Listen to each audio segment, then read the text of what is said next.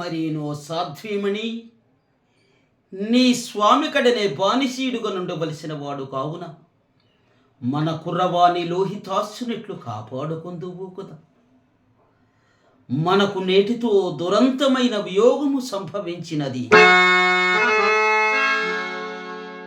నాయనా కుమారా లోహిత, నేనెక్కడ బానిసీడుగా నుండవలేవాడను అక్కడికే పోచున్నాడనయ్యా.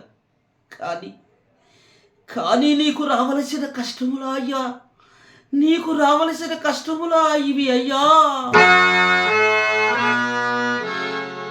కొడుకా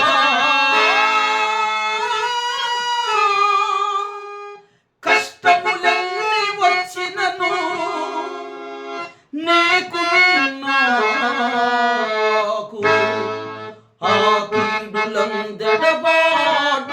ఘటియంపకుండుట అది ఒక మేలేయుచునే.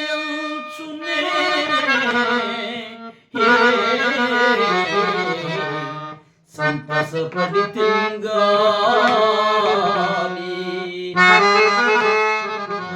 ఎరుగా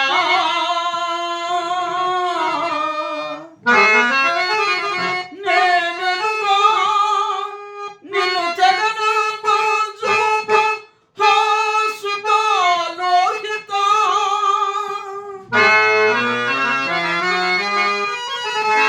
కడకి నాటికి కాల సర్పమునకు గైకోలుగా విల్చుగా.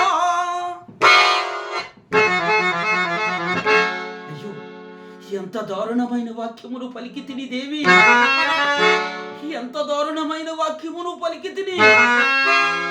నాయనా కుమారా లోహిత, నీకు అమంగళము ప్రఖ్యాతమగుగాక నాయనా, నీకు దీర్ఘాయురారోగ్యములు కలుగుగాక. కడకి